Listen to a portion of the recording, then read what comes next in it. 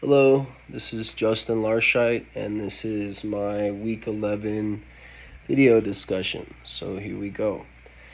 Any information from the weekly readings? I actually really liked all of the readings this week. Excuse me. Some of the things I found most interesting within the readings was the first reading, when teamwork is good for employees. Some of the aspects where, great teams are built by people unafraid to compromise and offer concessions. When employees engage in extensive discussions, remember that everyone bears the responsibility to contribute and should be able to do so freely, constructively, and in a supportive manner. This has positive consequences, including better team morale and support that reduces stress. I totally agree with that. Being in a team where you're supported,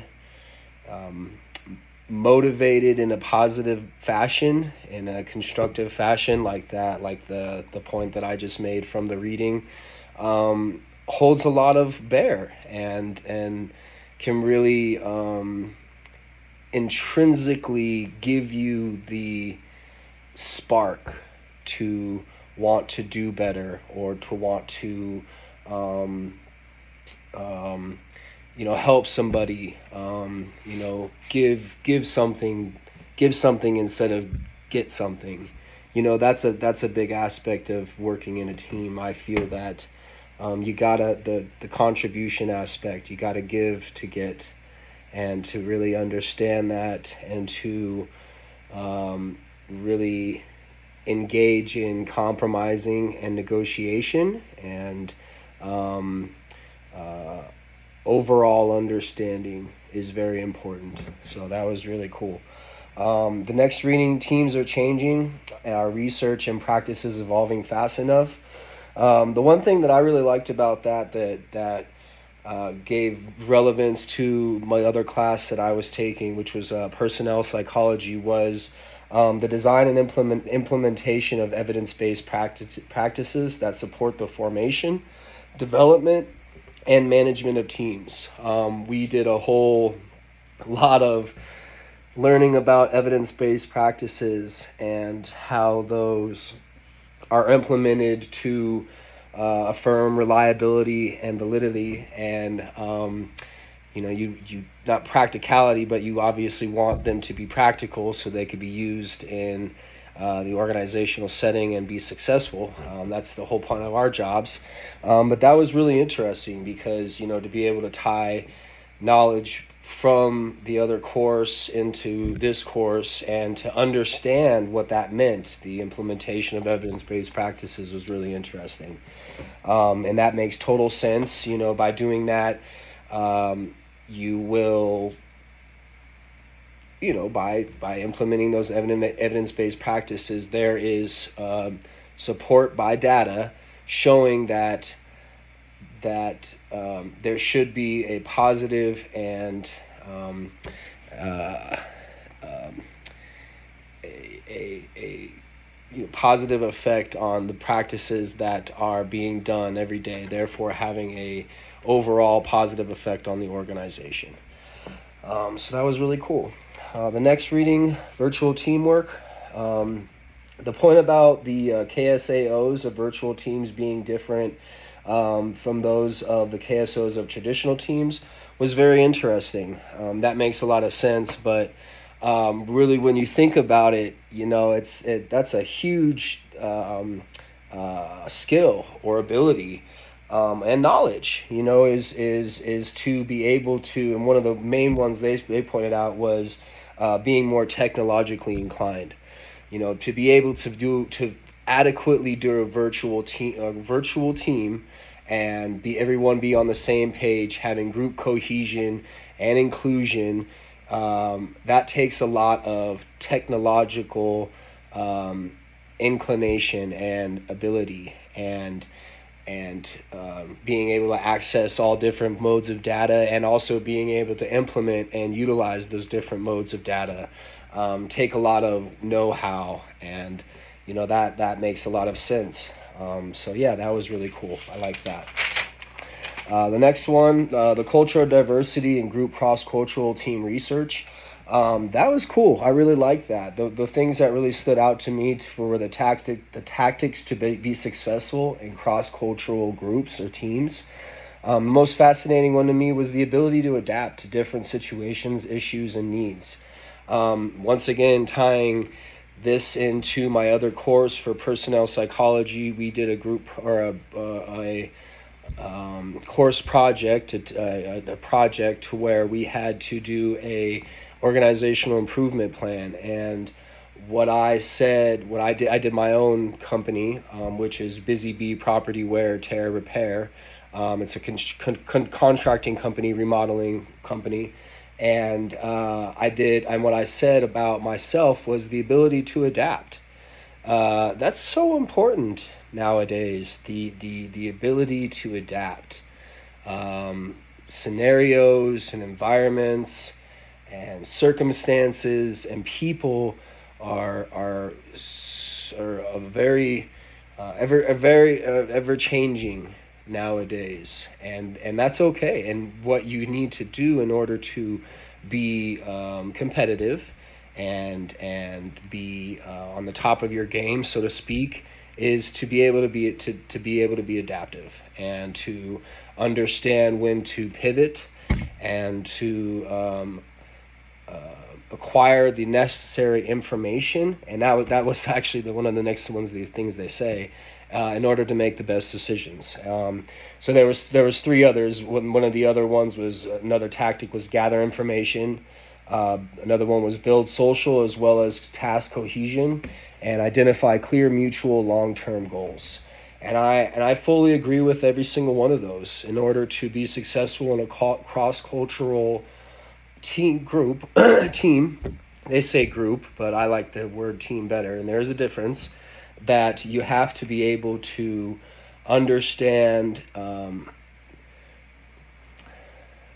the differences within the people within your group or your team, and then understand how to work within those differences to stay task motivated and task oriented, and focus on the overall purpose of the group, not the inner turmoil or quarreling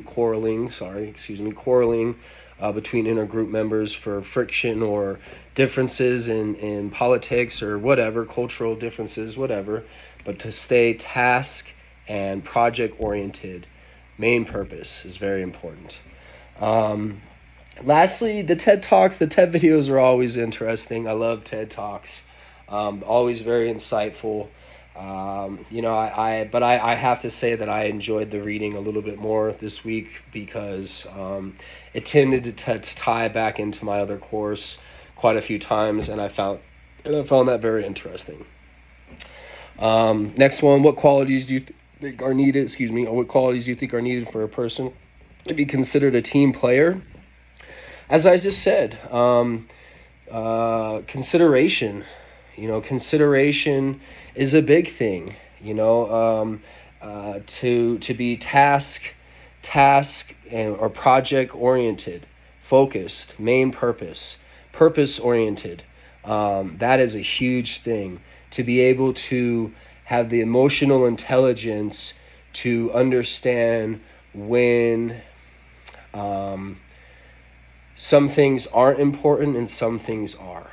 That's a big thing. It took me a long time to understand that, where, some things are just absolutely irrelevant and completely not even at all applicable to what you're doing as a team or the group or the project that you're working on.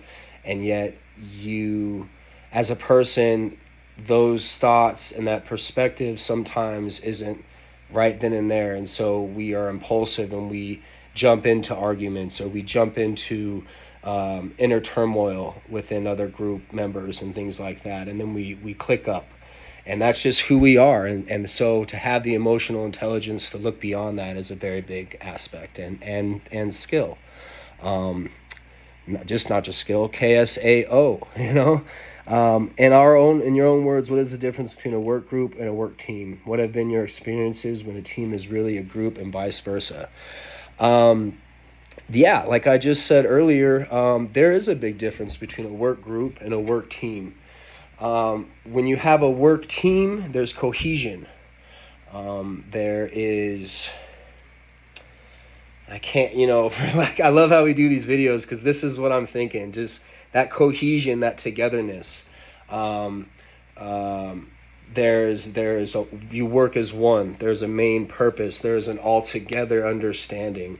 A group, there could be remnants of that, I guess. But in a sense, when I think of a work group, is there's fractured. They're there's it's fractured. The team is fractured to make it a group, and when that fracturing happens, there's no cohesion.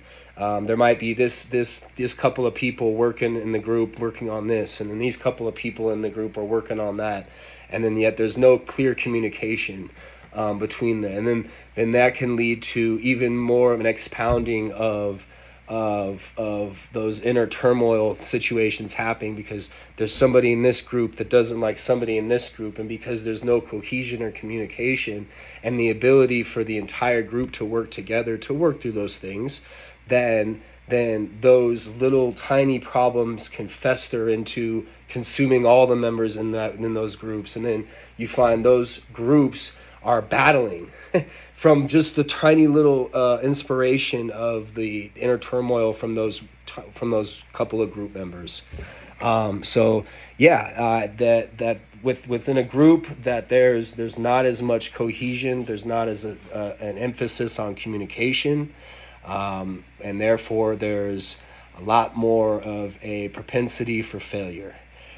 With a team, cohesion, inclusion, understanding, consideration are all aspects, I feel, in my own words, as you asked, Dr. Feinberg, that is what I feel a team is.